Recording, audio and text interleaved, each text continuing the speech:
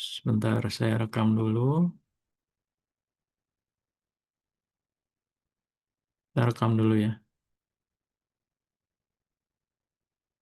Recording in progress. Baik, selamat sore. Kita akan membahas pirometalurgi.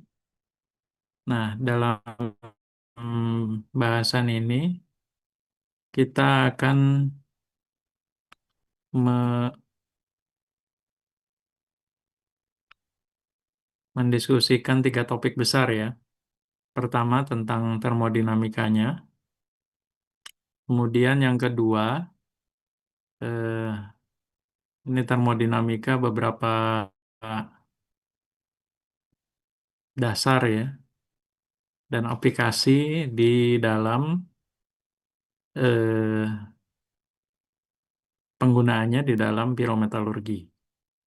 Kemudian yang kedua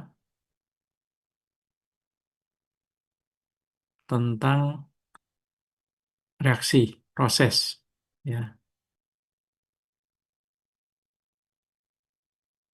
reaksi proses. Kemudian yang terakhir terkait dengan unit prosesnya ya. Di sini ada beberapa topik ya yang akan kita bahas, pirometalurgi sulfida dan halida. Ada tiga topik ya. Nah, bahan bacaan itu, nah ini PowerPoint ini lebih kepada bahan bacaan tadi ya, resume dari bahan bacaan tadi. Jadi ada beberapa yang berhubungan di situ yang bisa kita gunakan sebagai eh, referensi atau rujukan. Ya, baik kita mulai dengan eh, topik pertama yang berhubungan dengan termodinamika. Nah, setelah Anda mempelajari termodinamika di kuliah sebelumnya ya, yang sifatnya umum, nah di sini kita bisa melihat bagaimana termodinamika itu digunakan di dalam metalurgi ekstraksi, khususnya pirometalurgi. Sudah bisa dilihat share screen-nya? Sudah, Pak. Ya, ini beberapa hal atau referensi ya yang berhubungan dengan termodinamika. Pak Akbar ya, Ramdhani. Beliau adalah diaspora Indonesia yang ada di Australia. Mitra saya ya dalam beberapa kali riset terkait dengan metodologi ekstraksi, dan juga beliau seringkali menginfokan lowongan untuk S3 khususnya ya. Nah, kemudian ada beberapa referensi lain. Tapi yang utama sebetulnya ini kemudian juga ada di bab 2 ya, bab volume pertama dari buku Alan Vein ya. Secara umum termodinamika itu adalah ilmu tentang energi, ya, science of energy. Nah, kalau dibedah atau dikaji ya dari kata termodinamika, maka ini ada dua kata ya yang tergabung dalam kata thermodynamics ya. Jadi term dan dynamics ya. Jadi term itu adalah heat, dynamics itu berkaitan dengan power atau daya. Lalu apa artinya? Secara umum adalah termodinamik itu adalah aktivitas dan proses di alam yang melibatkan interaksi antara energi dan material. Jadi kalau kita mengamati ya, kemudian melakukan pengukuran perhitungan, nah sebetulnya kita menghitung ya energi yang eh, eh, interaksi antara material. Ya, interaksi material itu material atau energi dengan material. Karena setiap perubahan material ya, kalau nanti kita berbicara fasa, maka sebetulnya kita bisa melihat perubahan energi. Contoh, kalau kita memanaskan air ya, kemudian sampai menguap, Nah, secara fisik itu ada perubahan fasa dari liquid menjadi uap. Nah, itu tidak bisa terjadi kalau kita tidak memberikan energi. Sehingga kita bisa mengatakan bahwa transformasi fasa dari liquid menjadi gas ya, dalam hal ini uap air, itu membutuhkan panas. Sehingga kita mengatakan bahwa reaksi perubahan fasa itu adalah reaksi endotermik. Nah, begitu selanjutnya, kalau kita ingin mengubah fasa, mengubah fasa dari eh, air ya eh, menjadi padat. Artinya kita ingin mengubah fasa liquid ya, liquid air menjadi solid dalam bentuk es. Maka yang dibutuhkan adalah bagaimana kita bisa melepaskan energi ya. Melepaskan energi sedemikian sehingga temperaturnya turun ya, kemudian terjadi perubahan fasa. Nah, itu bisa kita lakukan kalau misalnya kita menggantikan tadi ya fasa air itu dengan logam. Secara umum pun demikian. Nah, dari situ, apalagi kalau kita mereaksikan ya dengan eh, mereaksikan kemudian juga apa namanya dengan menginteraksikan dengan senyawa yang lain ya, oksida logam dengan senyawa yang lain, maka kita nanti akan bisa melihat bagaimana perilaku energinya. Nah, untuk memahami hal tersebut ya, maka kita bisa menggunakan diagram termodinamika, salah satunya adalah Ellingham. Nah, Ellingham diagram ini adalah satu diagram ya yang menggambarkan interaksi ya dan juga karakteristik reaksi dari senyawa. Dalam hal ini oksida, ini contohnya oksida ya. Ada oksida, sulfida, kemudian klorida. Kalau di referensi yang tadi kamu baca ya, Anda baca itu eh, reaksi apa namanya diagram-diagramnya itu ada diagram oksida ini. Nah, ini adalah sebetulnya Ellingham diagram itu adalah diagram termodinamika di mana eh, sumbu X-nya itu menggambarkan temperatur ya. Kalau kita lihat di sini,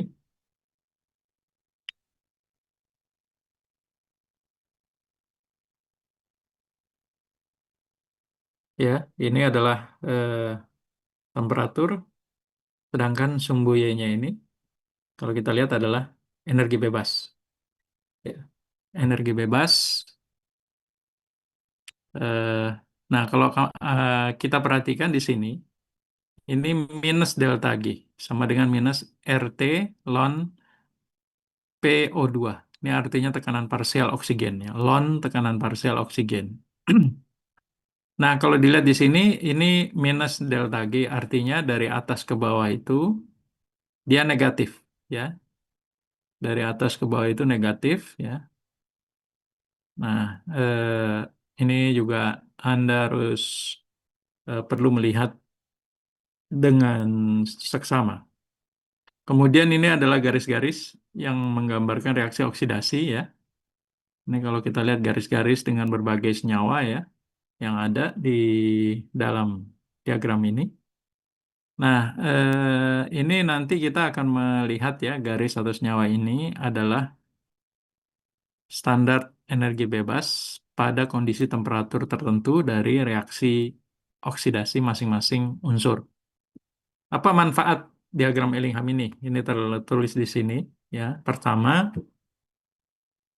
untuk melihat atau menentukan atau mengevaluasi ya seberapa mudah proses reduksi ya yang diberikan pada suatu oksida menjadi logamnya. Ya, misalnya di sini ada Mn, ya, kemudian ada vanadium, ada silikon, ya. aluminium ya, dan seterusnya. Nah, kemudian ini yang pertama ya, seberapa mudah ya, seberapa mudah dari eh, oksida itu ya ketika di apa namanya given metal oxide to metal. Jadi ini adalah reaksi-reaksi oksidasi sebetulnya ya.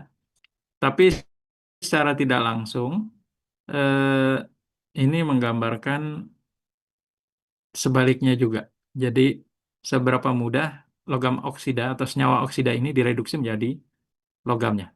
Kalau garis ini secara langsung menggambarkan reaksi oksidasi, tapi kita bisa membacanya demikian. Artinya apa? Ketika kita membandingkan garis ini, maka yang energi bebasnya lebih negatif, dia akan mudah teroksidasi dibandingkan senyawa lainnya yang ada di atasnya, yang lebih negatif itu lebih mudah teroksidasi. Artinya apa? Artinya nanti kita bisa menggunakan senyawa-senyawa yang ada di bawah senyawa yang lain ya, itu sebagai reduktornya. Karena dia mampu mengikat lebih spontan ya, mengikat oksigen lebih spontan dibandingkan senyawa oksida yang ada posisi garisnya ada di atasnya. Nah, itu kita bisa lihat di sini ya. Jadi kalau kita membandingkan misalnya ini untuk misalnya titanium ya. Nah, titanium ini senyawa atau logam apa? Ini semuanya kebetulan logam ya. Logam apa yang bisa digunakan ya? Ini juga di atasnya logam semua. Logam apa atau senyawa apa yang bisa digunakan untuk mereduksi titanium oksida? Aluminium, Siapa yang Pak. bisa? Aluminium. Mana posisi aluminium? Di sini aluminium. Ya, betul ya. Selain aluminium, apa lagi? Kalsium, kalsium, Litium, kalsium, satu lagi magnesium ya. Karena dia lebih spontan di dalam reaksi oksida dibandingkan titanium. Oleh karena itu dia mampu ya, mampu menarik. Jadi logam itu mampu bereaksi dengan oksigen. Sumber oksigennya di mana? Sumber oksigennya ada di titania. Ya, jadi ini prinsip dari diagram Ellingham ya, ketika kita membandingkan berbagai garis-garis. Kedua, fungsinya adalah menentukan tekanan parsial oksigen. Nah, bagaimana kita melihat tekanan parsial oksigen? Ya, kalau kita lihat di sini, ini sumbu Y yang lain ya, di sini ada garis ya, ada dua garis. Nah, PO2 ini ya, ini sebetulnya menggambarkan tekanan parsial dari oksigen. Ya, jadi kalau kita lihat, nah ini ya, nah ini adalah O ya. Nah, kalau kita punya informasi, ini rujukan O. Kalau kita perhatikan di sini, ini ada C. Nah, nanti di sini C ini untuk menentukan yang ketiga, ya. Jadi yang kedua, sumbu Y. Kalau ini adalah Y1 ya. Ini mungkin Y2, kemudian di sini ada Y3. Nah, O di sini untuk melihat atau menjadikan rujukan dari tekanan parsial oksigen. Kalau kita mengetahui posisi temperatur berapa reaksi itu terjadi ya, misalnya tadi titanium ya, katakanlah misalnya 1000 reaksi oksidasi titanium di sini 1000.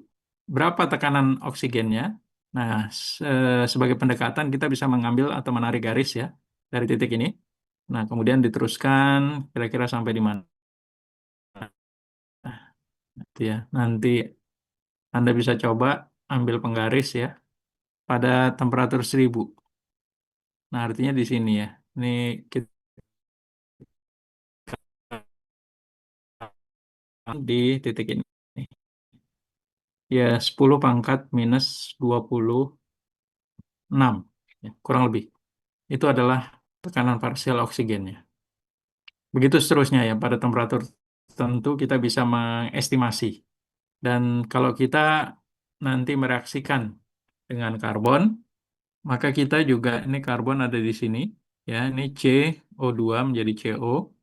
Ini adalah reaksi oksidasi dari karbon untuk menghasilkan CO. Eh, ya ini, nah ini bisa kita gunakan sebagai reduktor juga.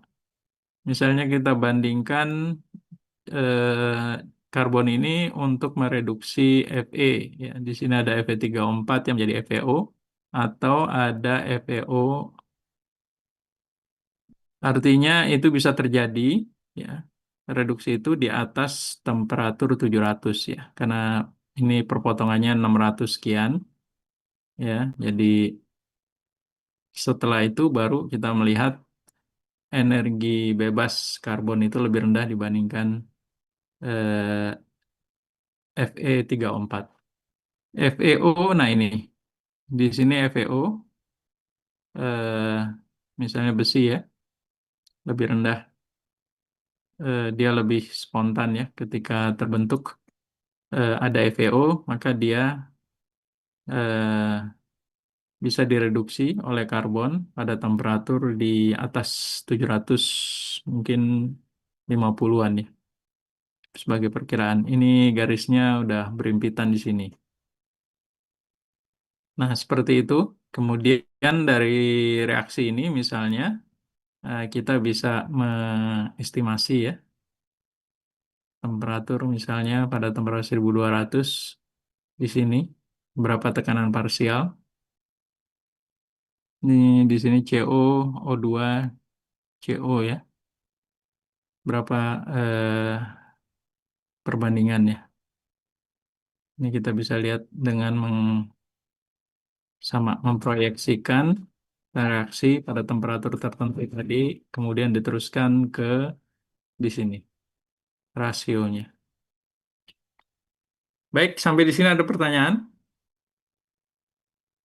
Jadi ada tiga kegunaan dari diagram Ellingham untuk melihat kemudahan dari oksida logam menjadi logam ya, kemudian tekanan parsial dari oksigen ya, dan juga rasio karbon monoksida dengan karbon dioksida.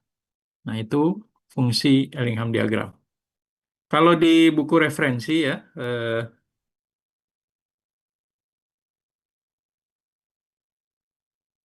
nah ini bagaimana cara menuliskannya atau menggambarkannya seperti ini. Ini adalah reaksi oksidasi ya, ini koefisiennya. Nah, K, kesetimbangan, konstanta kesetimbangan adalah aktivitas dari senyawa ini, oksida ini, ya, dipangkatkan, dibagi dengan senyawa logam, pangkat 2X per Y, dikali oksida, aktivitas oksigen, ya, sehingga ini adalah satu ya, senyawa-senyawa yang stabil, aktivitasnya itu sama dengan satu, jadi ini satu, satu, sehingga K sama dengan eh, aktivitas gas atau aktivitas oksigen. Nah, karena gas, maka itu sama dengan aktivitas gas itu sama dengan tekanan parsial dari oksigen. Jadi K itu sama dengan satu per tekanan parsial oksigennya. Nah, kalau kita masukkan ke dalam persamaan eh, apa namanya energi bebas delta G sama dengan min RT ln K ya. Nah, K ini bisa disubstitusi dari sini ya. Jadi delta G untuk reaksi pembentukan standar energi bebas untuk reaksi pembentukan ini sama dengan minus RT ln K, di mana K 1/PO2, sehingga dengan demikian kita bisa menyederhanakan menjadi RT ln PO2, tekanan parsial oksigen. Ini menjadi PO2 karena ini negatif ya, PO2 pangkat min 1 ya ln-nya. Nah, sehingga ini bisa tulis menjadi bentuk seperti ini. Nah, kalau kita lihat di sini, ini menggambarkan bagaimana eh, tekanan parsial ini merupakan kemiringan garis ya. Nah, kalau kita bandingkan ya, tadi ada variasi dari Ellingham diagram dengan berbagai kemiringan, itu sebetulnya konsekuensi dari eh, aktivitas atau tekanan parsial oksigen itu. Kalau kita melihat persamaan garis Y sama dengan mx plus C ya, ini adalah persamaan garis dengan kemiringan M. Kita bisa menuliskan juga ada persamaan yang lain ya. Delta G ini sama dengan delta H. Delta H ini adalah entalpi minus T delta S pembentukannya.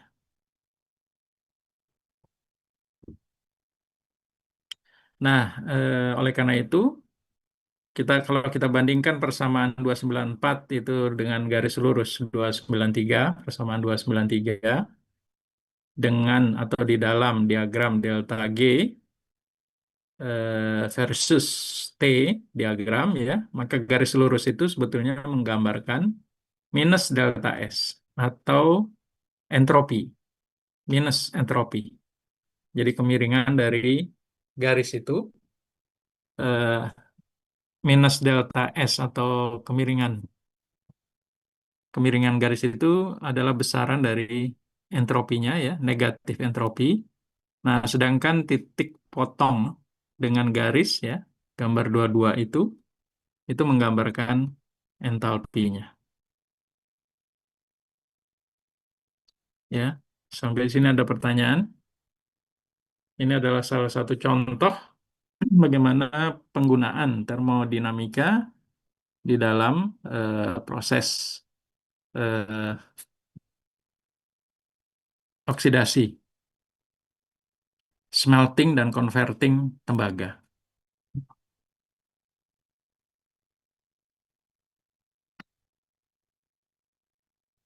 Sebelum dilanjutkan, ada pertanyaan di sini? Ya, ini prinsip di dalam Ellingham diagram. Baik, berikutnya.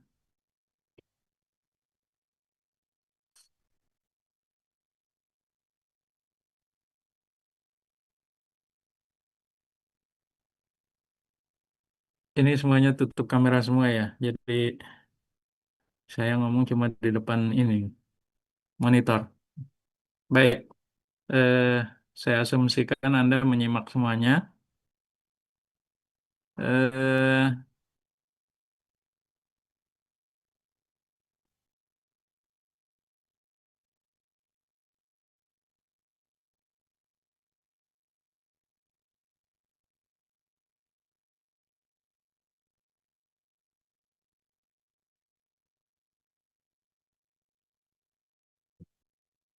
baik, saya mau tanya kepada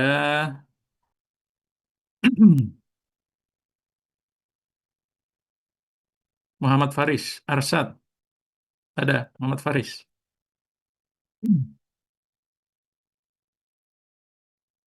Muhammad Faris, apakah Anda menyimak?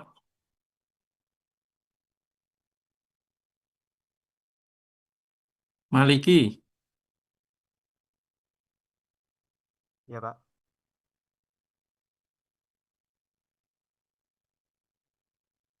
oke.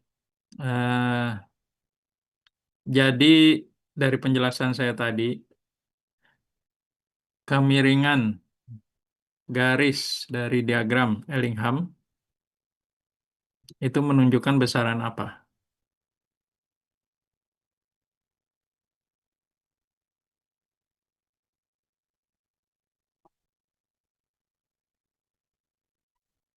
En entalpi delta S entropi, Pak. Maaf. Ya, negatif entropi ya lebih tepatnya ya. Karena itu minus, jadi dia menunjukkan apa namanya entropi. Baik. Sedangkan entalpinya ditunjukkan dengan apa? Besarannya itu ditunjukkan dari diagram tadi dengan apa?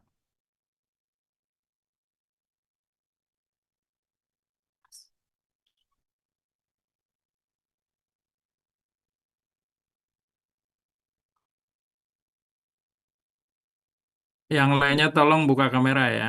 Dalam 5 hitungan, tolong dibuka kameranya masing-masing. Supaya saya juga bisa melihat Anda semua.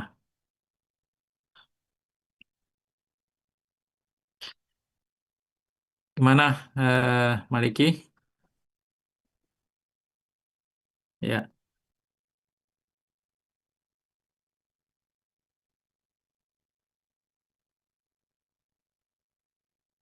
ada yang bisa bantu? Izin Prof, mau bantu. Ya, David. Silakan. Untuk yang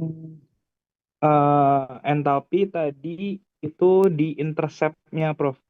Ya, di intercept-nya, di perpotongan ya. Ya. Oke. Baik,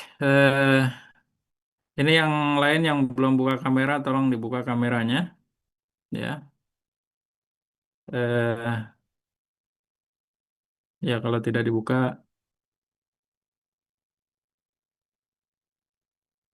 saya anggap tidak hadir nih. Kalau dipanggil tidak ada, saya anggap tidak hadir. Ini siapa ini? Yang nggak ada namanya nih.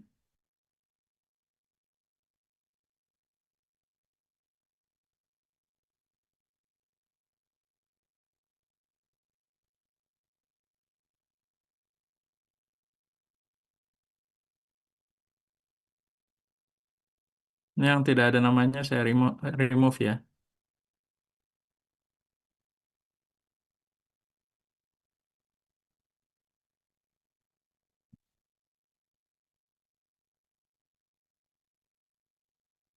Baik, kita lanjutkan ke berikutnya.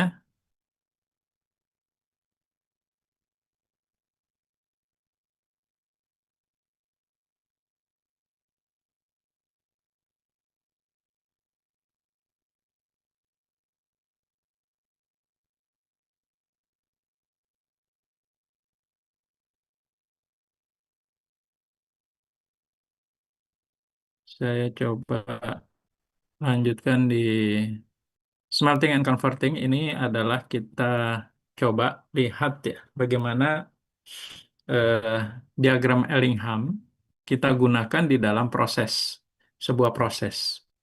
Prosesnya adalah contohnya di sini adalah eh, smelting dan converting dari tembaga. Nah, eh, biji tembaga itu adalah biji sulfida ya. Jadi untuk tembaga ya, ini adalah campuran antara Cu dengan Fe dalam senyawa sulfida di dalam kalkopirit. Target utama yang kita ingin ekstraksi adalah Cu ya. Oleh karena itu kita harus memisahkan sulfurnya ya di dalam senyawa sulfida dengan besi. Nah, ini hanya bisa kita strategi untuk memisahkan itu bisa kita lihat petanya dengan diagram Ellingham. Nah, untuk kita pisahkan agar kita bisa memisahkan CO dengan Fe, maka kita membutuhkan salah satunya ya. Secara kimia itu berbeda dengan yang lain ya. Nah, berbedanya itu gimana? Berbeda itu adalah misalnya berbeda densitas ya, berbeda apa namanya? Fasa. Sehingga nanti kita bisa memisahkan kalau yang satu bisa menguap, yang satu tidak, maka itu terpisah. Atau yang satu mencair, yang satu tidak mencair, itu kita bisa pisahkan.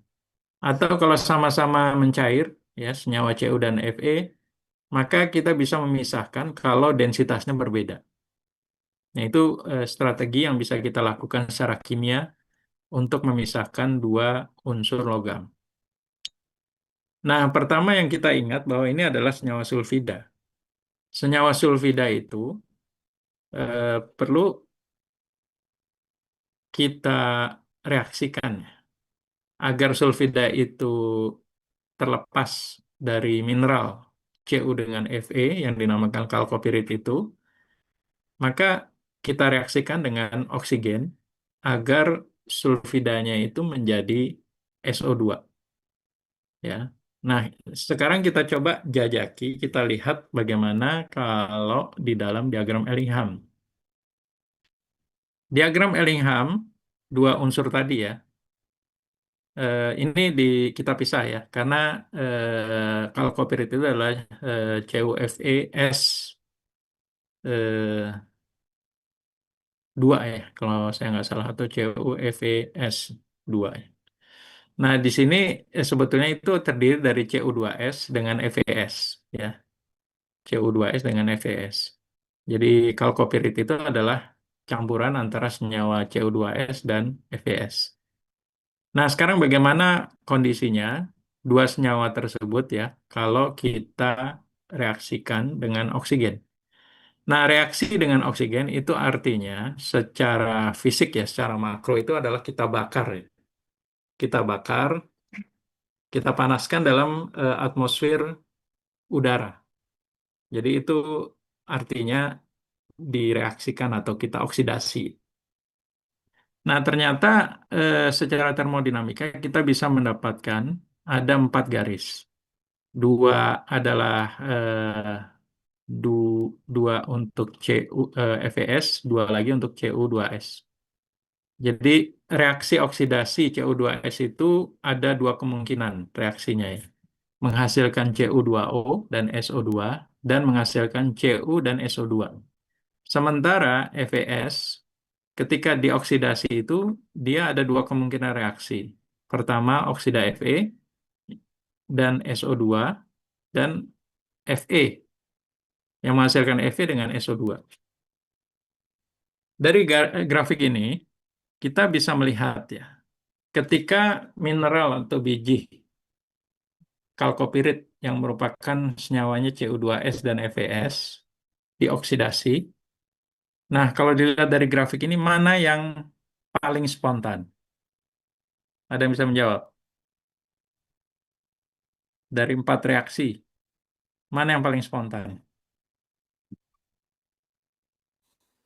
Yang paling bawah, Pak. Paling bawah itu apa? Yang FeS tambah O2 jadi FeO dan SO2. Ya, betul. Jadi FeS itu sulfida Fe yang menghasilkan FeO itulah yang paling spontan. Ya, jadi artinya ketika dia di biji tadi, biji kalkopirit itu dipanaskan ya dalam atmosfer oksigen, maka yang paling bereaksi pertama adalah terbentuknya FeO. Ya, jadi ini akan bereaksi paling pertama, sedangkan Cu2S itu hampir dikatakan tidak bereaksi. Kalaupun bereaksi, dia akan sedikit ya, bisa diabaikan. Nah, ini adalah simulasi. Ini adalah diagram Ellingham. Nah, kemudian kalau kita simulasikan ya, kita hitung dengan simulasi termodinamika. Nah, ini adalah komputer visualisasi. Visualisasi komputer dari copper smelting. Ya, kalau biji tembaga itu di smelting itu artinya dilebur, dipanaskan ya dalam atmosfer oksigen. Sumbu X ini, perhitungan ini menggambarkan banyaknya oksigen yang disuplai, yang diberikan ya di dalam reaksi itu. Sumbu Y ini adalah jumlah jumlah senyawa yang terbentuk atau yang terdekomposisi atau terurai atau jumlah senyawa lah ya. Kita lihat misalnya dengan menambahkan oksigen ya, maka FeO akan terbentuk ya. Ini garisnya meningkat artinya terbentuk FeO. Sementara FeS ini secara jumlah dia akan berkurang. Kenapa berkurang? Karena akan terbentuk FeO sesuai dengan reaksi yang ini ya. Nah, ini akan diteruskan kalau makin banyak maka dia akan terbentuk makin banyak sampai FeS-nya habis ya. Seperti ini. Ya, ini rentang operasi jumlah ya oksigen yang diberikan ya. Ini kalau dikonversi jam mungkin ada berapa jam gitu ya. Ini yang pertama. Nah, ini ilustrasi. perhitungan. Ya, nanti kita lihat. Nah, kita masih memiliki banyak besi ya, dan sulfur untuk dibuang. Dalam hal ini, oksida besi itu, ya, besi oksida itu akan naik eh, ke dalam slag, ya, naik ke dalam slag karena densitas atau Bj atau berat jenis slag itu lebih ringan dibandingkan logamnya atau senyawa logam lain. Nah, nah di sini juga yang perlu Anda ketahui, senyawa logam yang masih mengandung sulfida inilah yang disebut dengan mate. Jadi nanti kalau di eh, senyawa sulfida ya, ketika dioksidasi, maka hasilnya atau produknya adalah mate ya. Nah, di sini Cu-nya itu 80%, kemudian juga ada sulfida 20%. Jangan lupa di sini juga masih ada FeS ya, sisa yang mungkin sedikit ya. Nah, ini ketika di smelting atau dipanaskan, maka sebagian Fe atau sebagian besar Fe itu masuk ke dalam slag sehingga terbentuk terak ya. Itu satu lapis, kemudian lapis keduanya itu adalah eh, Cu2S dan juga mungkin sebagian kecil sisa dari FeS. Ya. Proses itu berjalan ya. Proses itu smelting berjalan. Nah, kemudian masuk pada tahap ketika FeS-nya itu tinggal sedikit dan tahapan prosesnya itu masuk ke dalam tahap converting. Jadi ketika ini sudah mulai habis, tapi masih tersisa sedikit ya. Nah, maka prosesnya itu kita namakan sebagai proses converting. Jadi proses converting ini apa namanya, membuang sisa FeS ya, dengan suplai oksigen ya. Oleh karena itu dinamakan sebagai slagging blow.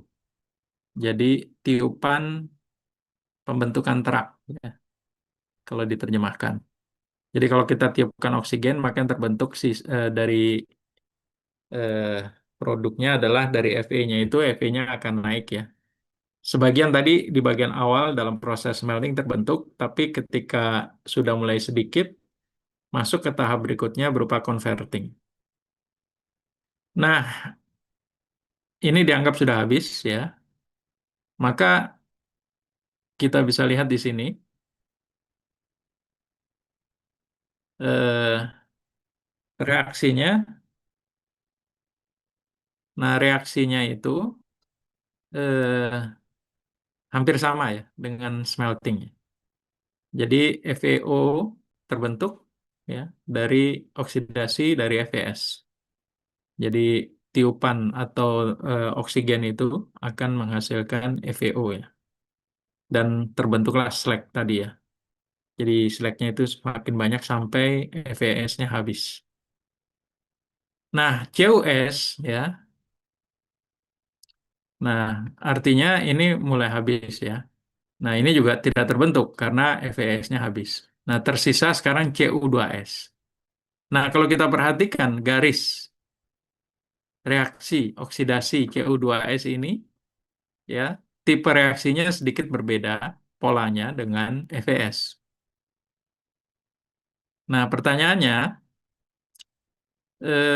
apa yang terbentuk kalau Cu2S itu dioksidasi? Dengan melihat grafik Ellingham ini. Silakan.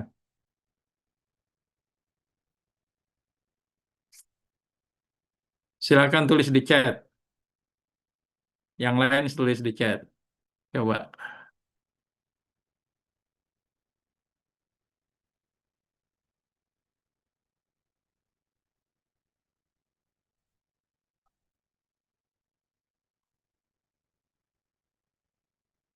Saya mau lihat. Silakan.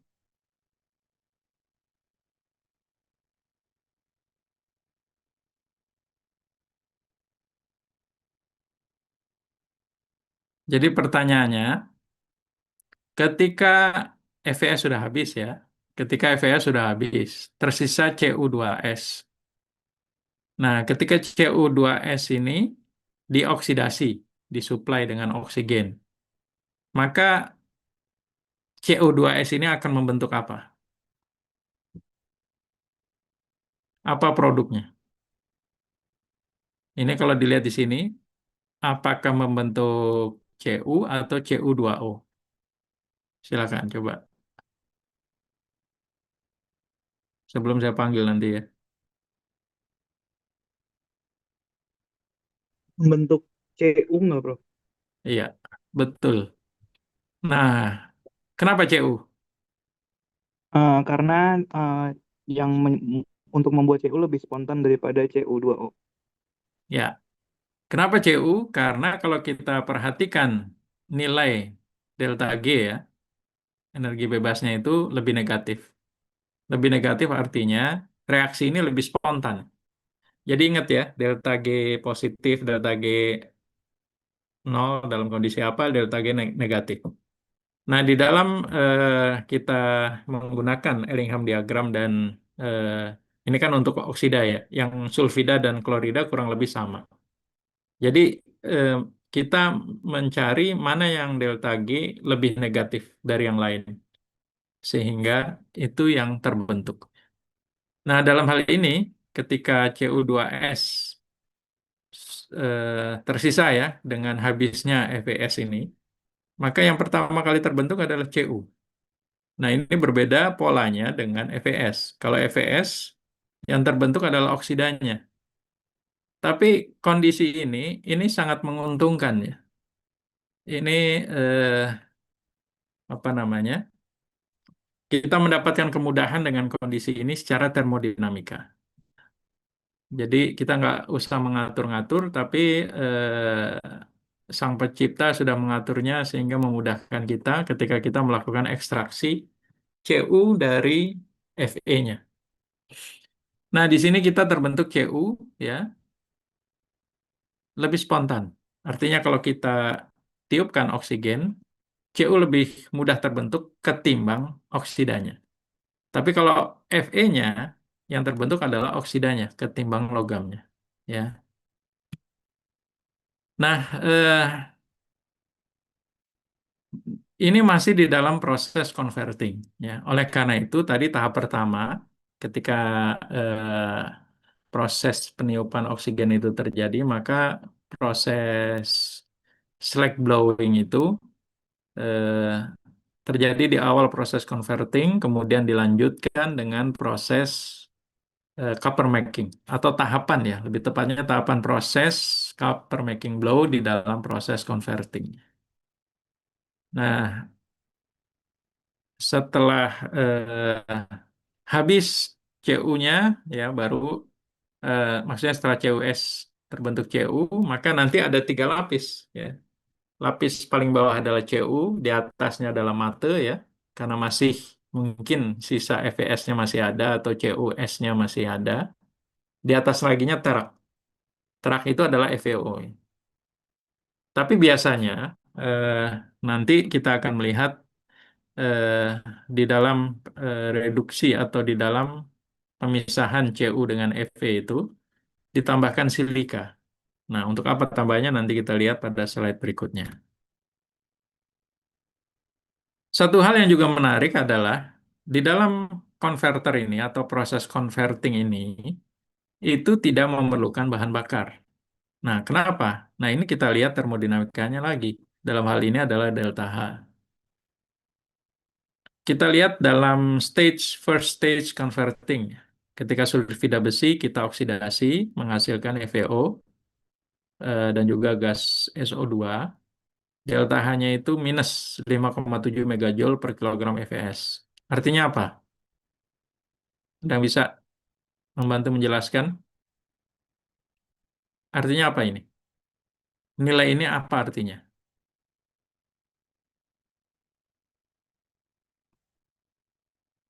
Siapa? Silakan yang mau sharing dengan teman-teman.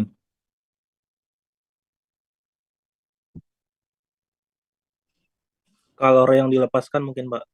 Ya, Artinya ada kalor yang dilepaskan sebesar 5,7 megajoule per kilogram fps. Artinya reaksi ini adalah reaksi apa? Eksoterm. Eksotermik. Ya. Sehingga ada panas yang dilepas, efeknya adalah adanya peningkatan temperatur. Nah, oleh karena itu, karena temperaturnya meningkat, kita tidak membutuhkan energi lagi ya, dari luar. Kemudian ini tahap pertama converting ya, dengan terbakarnya atau teroksidasinya Fs. Pada tahap kedua, proses converting ini adalah proses copper making, blow. Delta H-nya berapa? Delta H-nya, ini kok 1,5. Ini harusnya 218. Oh, ini mol ya. Ini atasnya mol, bawahnya kilogram. Nah, 1,4 megajoule per kilogram Cu2S. Minus, artinya reaksi eksotermik. Dengan kata lain, ada panas sebesar 1,4 megajoule per kilogram Cu2S ya, yang bereaksi, dilepaskan. Nah, artinya itu juga bisa mensuplai panas ya, dan bisa dimanfaatkan untuk terjadinya perubahan fasa. Nah, tapi kalau kita lihat besarannya per kilogram senyawanya, maka CO2S menghasilkan panas yang lebih sedikit ya dibandingkan dengan FVS. Dengan perbandingan ya, kalau kita bandingkan sekitar 4 kalinya ya. Jadi meskipun sama-sama menghasilkan panas, FVS itu lebih tinggi panas yang dihasilkannya ketimbang CO2S. Baik, itu termodinamikanya ya. Ini adalah materi tentang simulasi termodinamika, pengenalan ya beberapa jenis eh, software yang biasa digunakan ya. Nah, salah satunya ini Vexake ya, kemudian ada HSC ya, HSC Chemistry. Ini kita punya ya, jadi kalau nanti Anda mau tugas akhir ya di ekstraksi, dan biasanya kalau tugas akhir dengan saya minta Anda bisa menghitung ya termodinamikanya sebelum melakukan eksperimen. Tujuannya supaya Anda punya gambaran reaksi apa yang terjadi, kemudian apa yang terbentuk dari sebuah reaksi itu. Nah, kalau sudah seperti itu, eh, nanti pada temperatur berapa itu bisa kita pilih ya. Karena kita bisa melihat berapa banyak produk yang dihasilkan dari reaksi tersebut. Fake kita nggak punya, tetapi kita punya mitra yang memiliki fake. Ya, salah satunya Prof. Akbar ya di Australia. Jadi biasanya kita bisa apa namanya minjam dari beliau. Dan seterusnya ya, ini HSC. Eh, Nanti selain Ellingham, kita bisa membuat diagram Powerback juga dari simulasi ya. Jadi banyak juga kita bisa mensimulasikan apa material balance, energi balance ya dari sebuah proses ya seperti ini. Ya, itu untuk materi termodinamika. Sampai di sini ada pertanyaan sebelum kita lanjut ke prosesnya.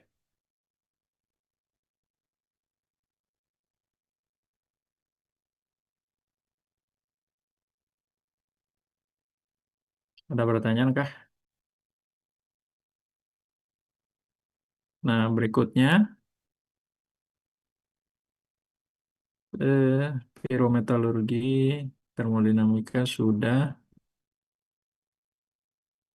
Nah, ini kita masuk ke bagian kedua. Saya share dulu.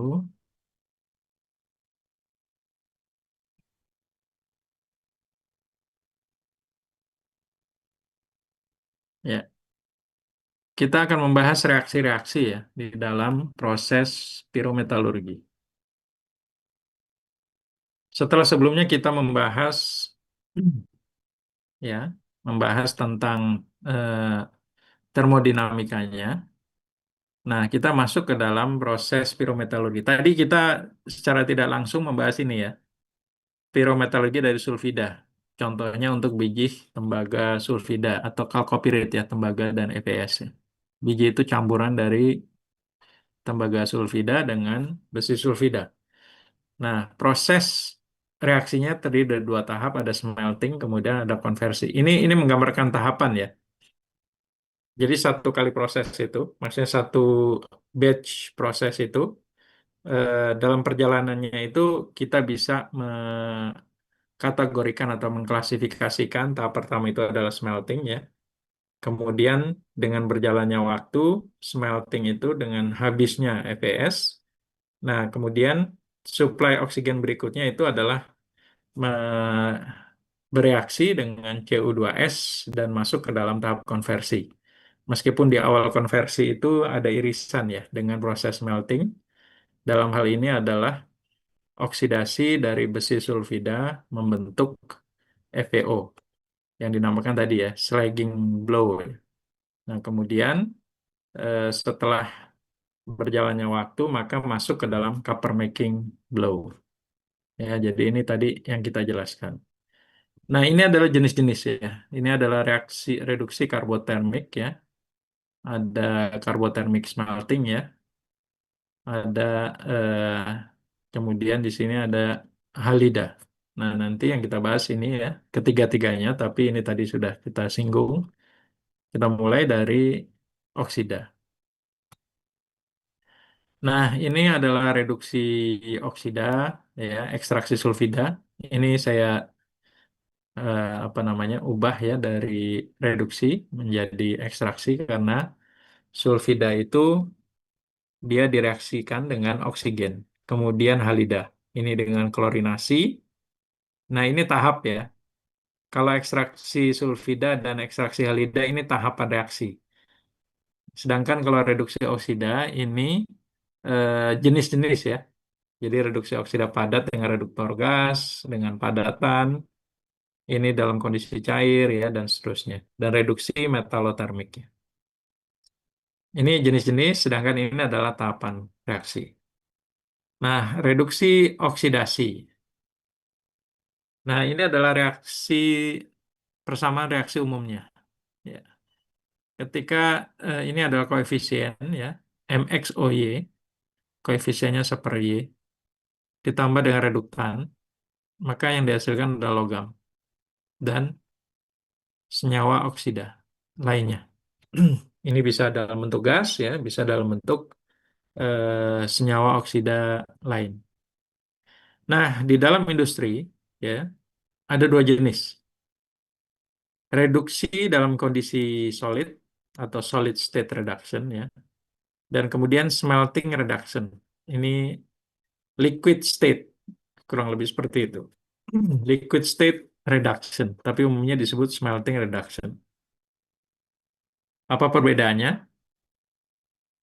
Nah, ini kita menggunakan eh, sekali lagi termodinamik ya. Tentunya reduktor itu adalah senyawa yang berada di bawah garis reaksi oksidasi dari unsur logam ya yang akan kita produksi atau kita ekstraksi. Seperti ini kondisinya. Atau ya kalau ini adalah garisnya seperti ini kalau garisnya sejajar ya. Kalau garisnya berpotongan, maka proses reduksi itu bisa terjadi kalau kondisi atau kalau reaksi garis reaksinya reduktor berada di bawah garis reaksi oksidasi dari logam yang ingin kita ekstrak, yang ingin kita produksi. Ya, ini adalah aktivitas ya. Jadi kalau aktivitasnya lebih dari nol atau delta G-nya harus negatif sebetulnya, kebalikannya. Nah, ini kita bisa mereduksi ya seperti ini. Ya, standar afinitas ya atau minus standar free energy. Ya, berarti delta G-nya negatif ya. Nah, ini kalau kondisinya seperti ini, maka reduksi MXOY oleh R bisa dilakukan. Nah, reduksi karbon ini adalah contoh garis oksida karbon ya, membentuk gas CO. Maka MXOY ini bisa direduksi dengan karbon jika dilakukan pada temperatur lebih besar, lebih tinggi dari TR1 ya. Atau kalau misalnya ini adalah oksida yang lain ya, oksida kedua.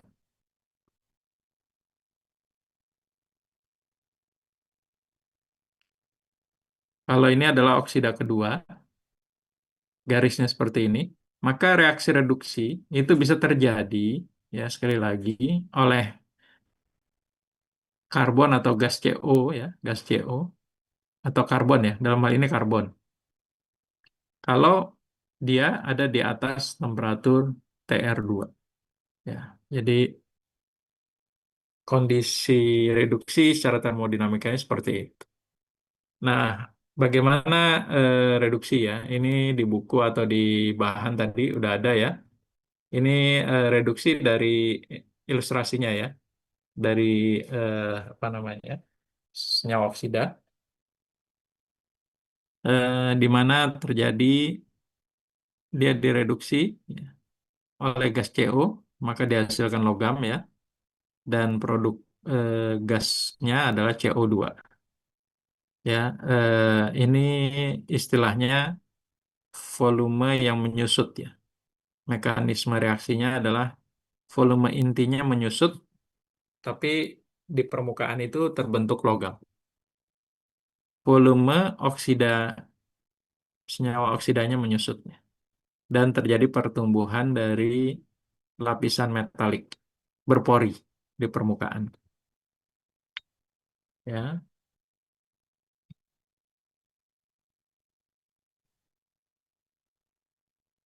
nah ini ilustrasi yang menggambarkan bagaimana reaksi reduksi karbotermik ya padat. Nah, ini berbeda dengan ini ya, ini gas ya. Ini pada oksida padat reduktor ya. Jadi ada dua kemungkinan, ada seperti ini dan ini. Nah, nanti kita bisa melihat mekanismenya.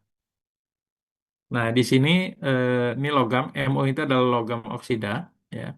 Ini bersentuhan langsung ya, bersentuhan langsung dengan karbon.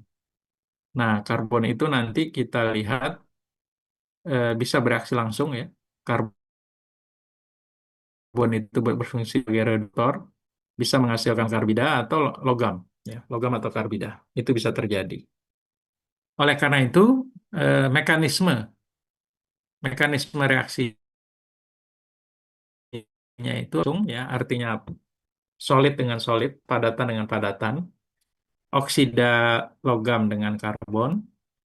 Tapi ada juga nanti mekanisme kedua adalah reduksi tidak langsung. Ini nanti ketika Anda belajar di iron making, itu nanti Anda akan berhubungan dengan ini, berkenalan dengan reaksi ini. Apa perbedaannya? Reduksi langsung, artinya oksida logam itu akan bereaksi dengan karbon ya, padatan karbon. Dia menghasilkan gas CO dengan produknya berupa logam atau mungkin dalam kondisi tertentu juga karbida. Nah, tetapi reduksi ini adalah tahapannya ya. Inisiasi pada titik kontak antara oksida dan karbon. Nah, kemudian tumbuh lapisan logam dan juga dan proses awal. Kemudian tumbuh islet. Islet ini artinya logam ya. Pulau-pulau kecil dari logam dan pembentukan lapisan logam berpori. Nah, sedangkan eh, kalau reduksi langsung itu bersentuhan langsung, ya ada juga karena bentuknya tidak mulus 100% ya, tapi juga ada lekukan gitu ya, ada celah. Nah, ketika kondisinya seperti ini, ada celah antara karbon dengan oksida logam.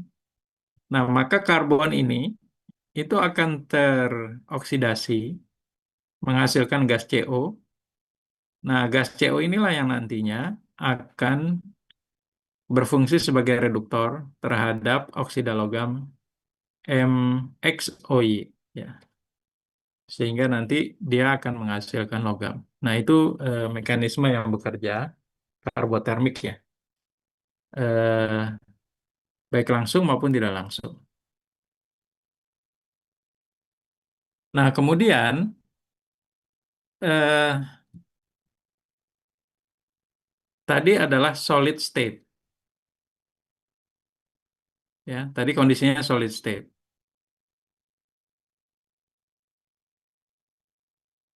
Ada juga kondisinya adalah dalam kondisi cair, ya.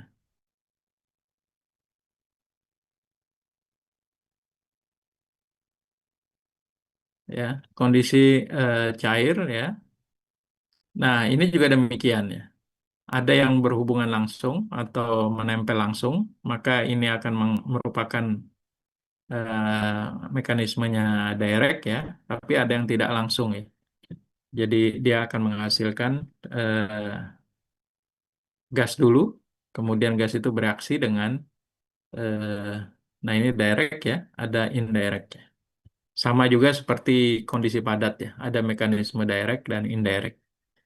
Nah, ini Anda bisa mempelajari gambar-gambar ini, ya, untuk melihat ilustrasi skematis dari reaksi atau mekanisme reaksinya. Ya, ini contoh untuk karbotermik silika, di mana silika itu bisa terbentuk silikon carbide dan juga kemudian eh, silikon logam, ya. Ya, seperti ini contohnya.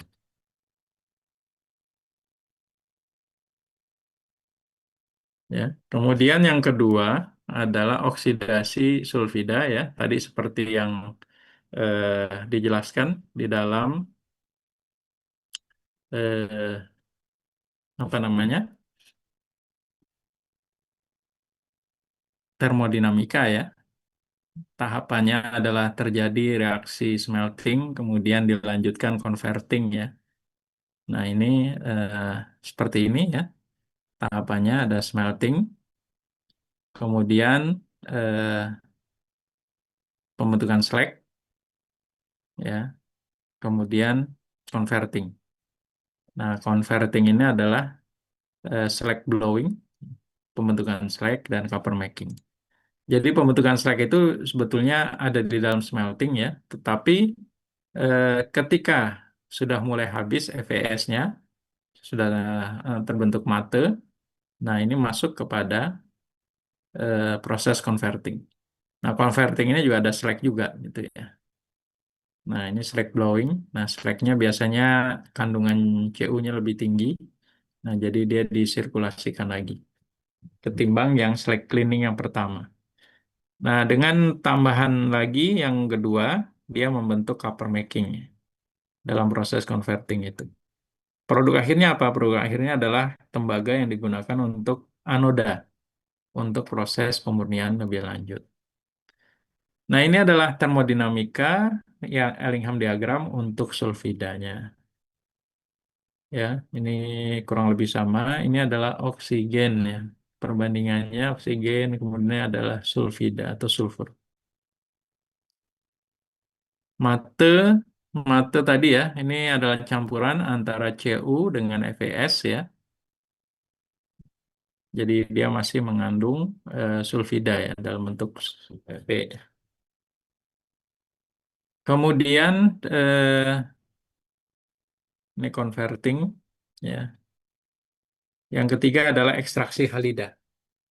Nah, ekstraksi halida ini adalah senyawa yang diekstraksi itu berupa garam-garaman, ya. Apakah eh, klorida, ya, bromida, iodida, tapi paling umum adalah klorida. Pertanyaannya adalah kenapa dengan menggunakan halida? Nah, umumnya asal dari logam-logam yang ingin diekstraksi ini adalah logam-logam reaktif, ya. Sangat reaktif. Reaktif itu terhadap oksigen, ya, utamanya, ya. Jadi dia memiliki afinitas yang sangat kuat dengan oksigen, yang tidak cukup kalau dia dilakukan karbotermik. Jadi kalau di karbotermik, ya, maka dia akan menghasilkan karbida, ya. Jadi tidak bisa langsung. Nah, oleh karena itu, eh, apa namanya, yang dilakukan adalah terhadap oksida-oksida yang reaktif ini, titanium, zirkonia, kemudian magnesium atau aluminium, direaksikan dengan eh, gas klor, direaksikan dengan gas klorida, gas klorin ya, atau HCl, sehingga nanti dihasilkan garam klorida. Nah, garam klorida itu akan menguap pada temperatur yang tidak terlalu tinggi, mungkin dalam ratusan ya, 200 sampai 400 dia akan menguap. Nah, uap itu ya, uap klorida itu yang nantinya menjadi bahan baku untuk direduksi, apakah dengan logam atau dengan gas hidrogen. Ya, jadi titanium O2, titania direaksikan dengan klorin menghasilkan TiCl4. Nah, TiCl4 ini nanti direaksikan apakah dengan hidrogen ya atau dengan metalotermik dengan logam reaktif lainnya ya. Tadi ingat ya, TiO2 di bawahnya kalau nggak dengan aluminium aluminium atau magnesium atau kalsium ya. Jadi nanti misalnya direaksikan dengan eh, magnesium gitu ya. Nah, itu yang dilakukan dalam skala industri untuk logam-logam yang reaktif. Ya, ini campuran gasnya, klorinasinya dengan Cl2N2 atau Cl2CO. Atau juga dengan keberadaan karbon. Tujuannya apa? Tujuannya agar dengan ini ya gas-gas reduktif ya, agar atmosfernya itu berada dalam kondisi reduktif atau paling tidak adalah inert ya, karena adanya N2. Ini adalah termodinamika dari mirip ya dengan Ellingham, tapi untuk gas untuk klorida, ya. Untuk senyawa-senyawa klorida atau direaksikan dengan gas klorin.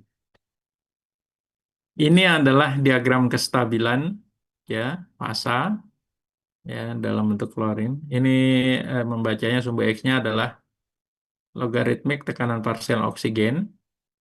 Makin ke kiri itu makin reduktif ya lingkungannya.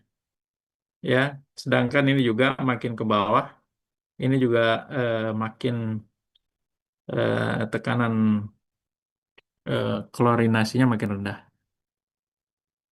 Ini menggambarkan kondisi kalau makin reduktif ya, ini makin mudah terbentuknya gas senyawa atau logam ya. MO dalam hal ini kemudian ini adalah NB dan seterusnya. Ini klorinasi dalam atmosfer juga keberadaan gas karbon monoksida ya. Nah, dari sini, nah ini contohnya. Ini proses klorinasi biji ilmenit ya, carbochlorination ya, kemudian TiCl4 ya, ya dan seterusnya seperti ini. Nah, kemudian tadi ya klorinnya ini direaksikan dengan hidrogen. Reduksi halida dengan hidrogen. Ya, reduksi halida dengan hidrogen. Nah, contohnya niobium klorida, pentaklorida, direaksikan dengan hidrogen, terbentuk logam niobium dan gas HCl. Titanium juga, titanium klorida, direaksikan dengan gas hidrogen, yang membentuk gas HCl dan logam titanium. Ya, begitu seterusnya. Nah, selain dengan gas hidrogen, bisa juga tadi yang sudah terbentuk klorida ya, logam-logam atau oksida logam yang sangat reaktif, yang sudah dikonversi menjadi klorida, dia bisa kita reaksikan dengan magnesium dan sodium. Ya, karena ya tentunya dengan Kalau dalam kondisi oksigen secara termodinamika memungkinkan, tetapi secara teknis dia harus dicampur sedemikian sehingga magnesium dan titania itu bisa langsung eh, reduksi langsung ya. Nah, tetapi secara industri yang lebih visible adalah menjadikan titanium atau zirkon ini dalam klorida. Nah, perhatikan di sini, dia itu fasanya adalah gas ya. Nah, kemudian gas ini direaksikan dengan liquid atau solid ya. Di sini liquid. Jadi Mg-nya dipanaskan sehingga dia mencair. Nah, kemudian ditiupkan ya, gas ya, gas klorida dari apakah titanium apa zirkon ya. Nah, sehingga nanti dia akan terbentuk lapisan logam. Mg ya, kemudian juga zirconium magnesium ya. Ini kemudian nanti dipisahkan atau titanium ya. Untuk titanium. Ini adalah proses yang digunakan di dalam eh, proses scroll dengan menggunakan magnesium. Ini juga seperti ini. Jadi titanium klorida ditiupkan ya di dalam magnesium cair sehingga dia terbentuk garam dan pelet-pelet titanium. Ini ilustrasi skematiknya. Nah, demikian ya untuk metalotermik ilustrasinya. Sampai sini ada pertanyaan. Kalau tidak, saya yang nanya. Prof, saya mau nanya.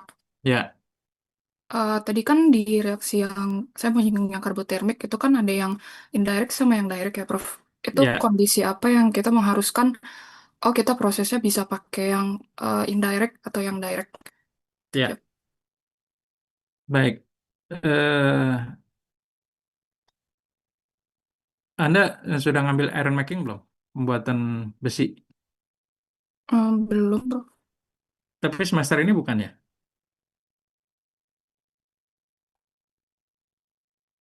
Iya, semester ini, Prof. Semester ini ya. Nah, biasanya begini. Ya, ini kalau misalnya saya mengambil contoh besi ya, besi oksida. Kita berbicara dua-duanya secara termodinamika visible, kemudian secara keekonomian juga memungkinkan. Nah, pertanyaannya, seberapa banyak kapasitas produksi yang kita inginkan? Ya. Nah, tadi kalau kita menginginkan, kalau kasusnya besi ya, kita ingin memproduksi besi dalam skala kapasitas yang sangat besar ya, maka proses yang menggunakan mekanisme reduksi tidak langsung itu yang kita pilih biasanya. Itu dilakukan kalau besi itu besi oksida ya dilakukan dalam blast furnace. Jadi blast furnace itu merupakan reaksi reduksi tidak langsung. Tapi kalau kita menginginkan ya reduksi yang kapasitasnya tidak terlalu besar ya, khususnya untuk biji-biji yang eh, kadar besinya ya mungkin tidak setinggi sebelumnya untuk kapasitas yang besar, maka pilihannya bisa ke mekanisme reduksi langsung. Jadi untuk kasus besi yang dipilih biasanya adalah seberapa besar kapasitas produksi yang kita ingin desain. Kalau kita ingin kapasitas produksi yang besar, maka pilihannya adalah blast furnace. Nah, blast furnace itu adalah produksi besi dengan reduksi tidak langsung. Ya, jadi eh, udah kebayang blast furnace nggak? Mana tadi? Maya ya atau siapa tadi yang nanya? Iya, Prof. Udah kebayang, Prof. That's for me. Maya Raya. Nah, jadi karena sangat besar ya, nanti mungkin Anda bisa dapatkan di iron making proses ya. Itu karena kapasitasnya besar, tungkunya sangat besar, maka itu yang dipilih dan mekanisme reduksinya itu adalah tidak langsung.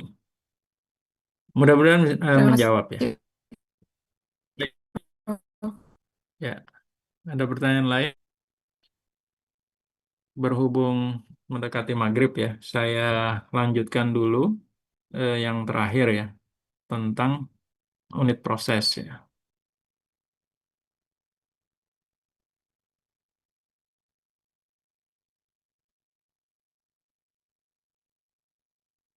Proses unit juga sudah ada ya uraiannya.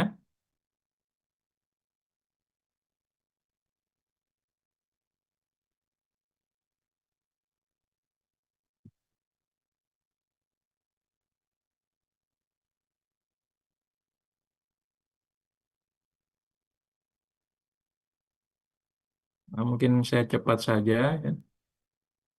Ini ya ini terkait dengan panas ya. Nanti mungkin saya buat catatan atau yang lebih apa namanya lengkap lagi dibandingkan buku yang tadi ya. Kaitannya dengan bahan bakar ya. Bahan bakar yang digunakan adalah karbon ya, berbasis karbon ya. Di sini ada gas, metan, liquid ya, tapi liquid jarang. Kemudian padatan, batu bara atau eh, batu bara yang memiliki kadar fix karbon yang tinggi ya, yaitu yang dikarbonisasi lagi. Nah, di luar ini nanti ada biomass ya. Biomass itu misalnya arang ya, arang kayu ya. Itu bisa karena pada masa dahulu, dalam masa mungkin eh, prasejarah gitu ya, produksi besi itu dilakukan dengan menggunakan arang kayu sebelum ditemukan batu eh, batu bara, batu bara dan kokas. Kokas itu adalah karbonisasi batu bara. Arang batu bara itu adalah sebetulnya kokas ya, yang kadarnya karbonnya tinggi.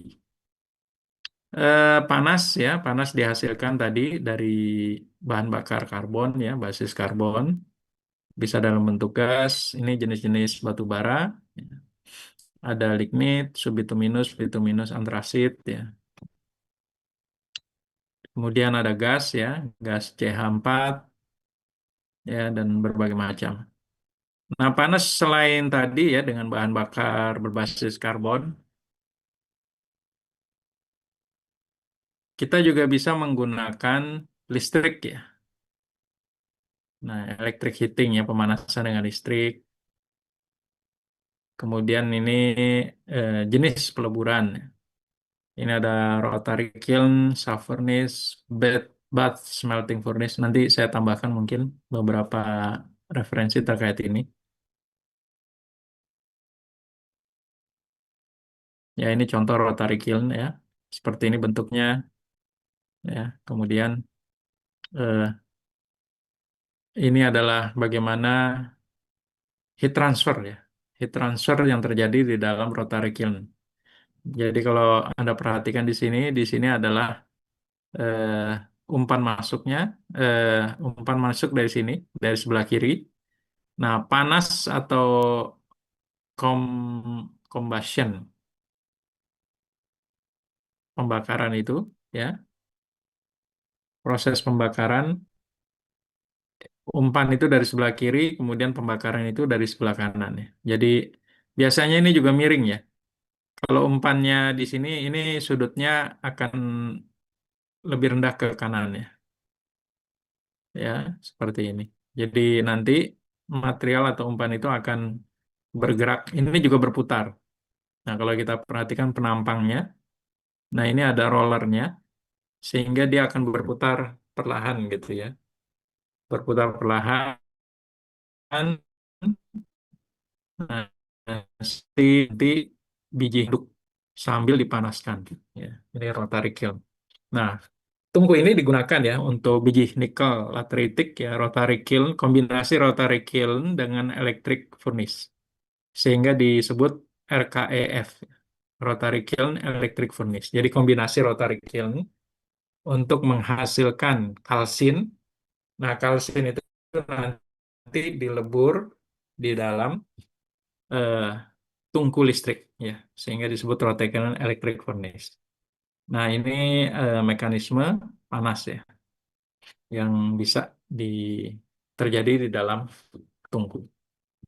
Nah, seperti ini ada preheating zone, reduction zone, melting zone, dan seterusnya.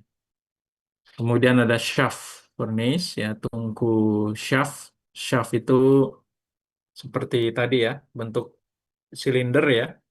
Nah, itu shaft. Ini seperti ini. Maaf, yang ini ya, yang ini. Ini shaft. Atau ini tadi ya, shaft furnace. Ini penampang dari blast furnace. Nah, ini bab ini memang menggambarkan berbagai jenis tungku ya. Nah, kemudian ada bath smelting furnace, tungku peleburan. Bath itu seperti kolam ya, kolam besar ya. Nah, kalau kita lihat di sini bentuknya seperti ini ya. Kalau penampang samping ya, dia seperti panci-panci atau kuali besar ya.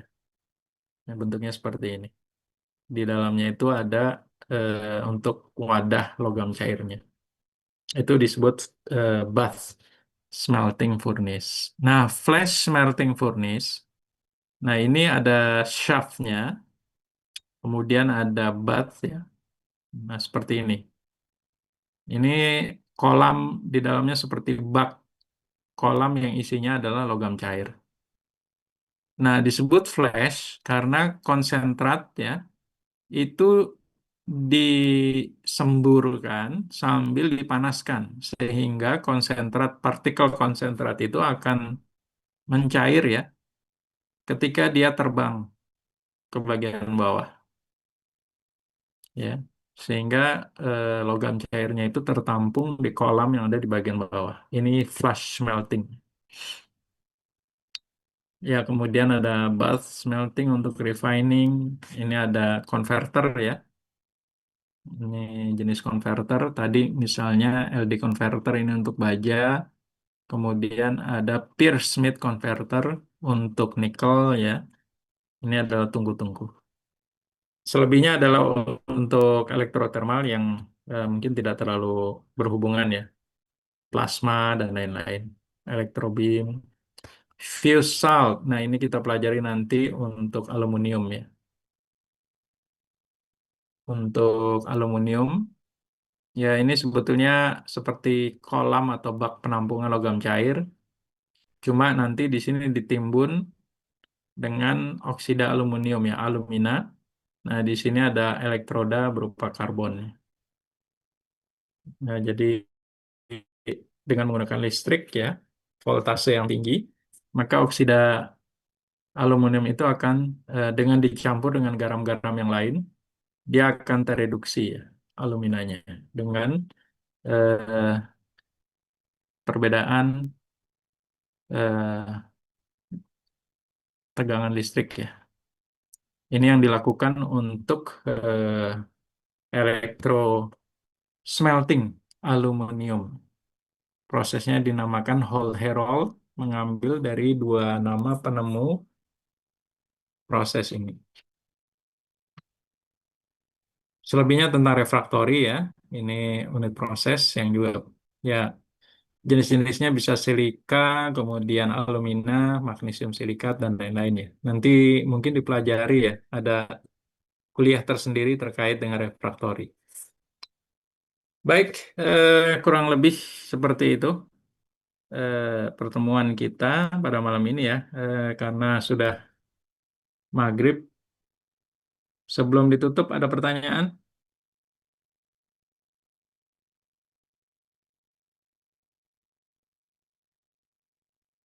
Maaf, Prof.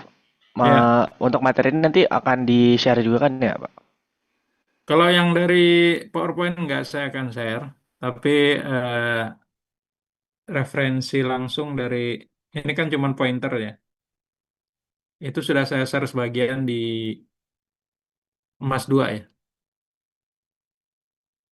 Oke, baik. Terima kasih, Pak. Ya.